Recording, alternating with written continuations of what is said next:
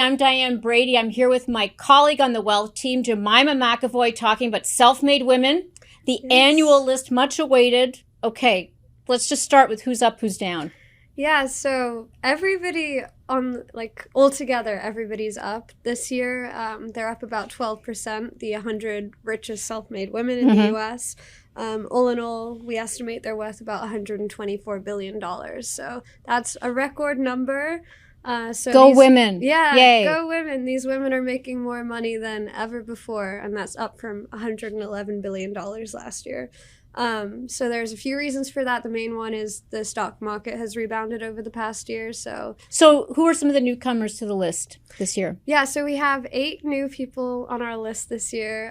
One name that everybody probably knows, Shonda Rhimes, the TV producer, scriptwriter, showrunner. Bridgerton. Yeah, she's behind some of our most popular shows from the past few years. Bridgerton, which recently just got a spin-off of Queen Charlotte. What have I been doing with my evenings? Yeah, clearly, well, thank you, Shonda Rhimes. Yes. It. Yeah, Inventing Anna, another popular one, and then obviously, Grey's Anatomy, some of the classics. So we estimate how much is she worth? She's worth $250 million according to our estimates, and she has made over $2 billion for ABC's parent company Disney, and then she's in recent years kind of taken things into her own domain and created Shondaland, which is kind of the entity spewing out all of these uber successful shows. Yeah. So she's one newcomer. But the interesting thing about this year's newcomers is that they're really spanning a whole bunch of different industries. So another really interesting example we have is Nancy Whitman, who runs one of the most successful legal cannabis companies in the U.S. Okay. She just sold it to a bigger cannabis company, and she's now worth about $225 million, according to our estimates. And so they specialize in edibles, specifically edible gummy bears, which is the most popular kind of edible.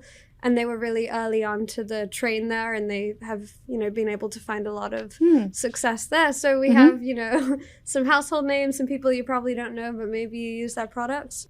Jemima, I want to drill a little deeper here on the whole concept of self-made. So okay, first of all, what's the average score? You mentioned that you get points taken on or taken off based on your background.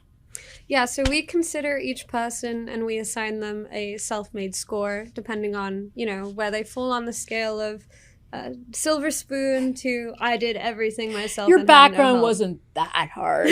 Yeah, I know. We're sitting here judging, I guess, but no, we do have a metric and a scale that we use.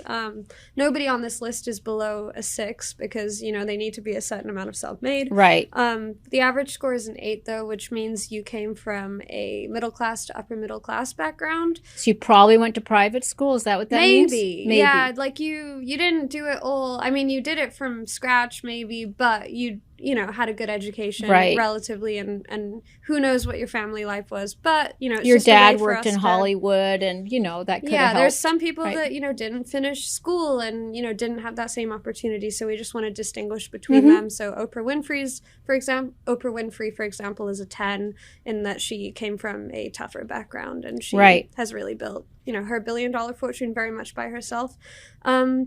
And then we have people that, I'm sure there's a lot of debate even among the readers of our list about some people like Kylie Jenner, for example. We rate her as a 7, which is, still pretty self-made. Because her sister basically cleared the path for her to create a cosmetics brand. Yeah, I mean... if not for Kim, there would be no Kylie. Exactly. So people have a lot of debate over whether that's a fair score. That's something that we've, followed our traditional metrics for it, but...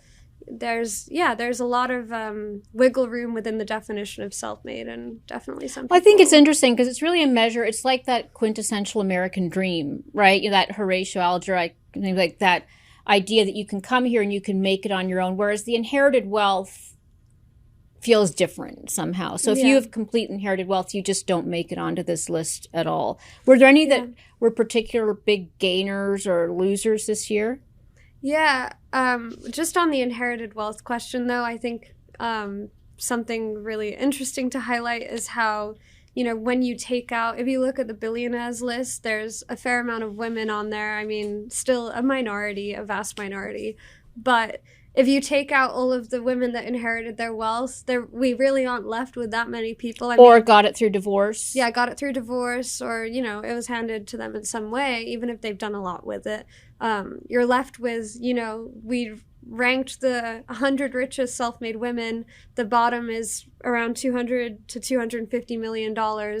If you looked at the same list for men, it would be an entirely different ball game. So it is pretty interesting that, we searched far and wide for the richest self-made women in the US, and this is the best effort that we can come up with. And much less wealth net. Yeah, if you were to do a list of 100 self-made men.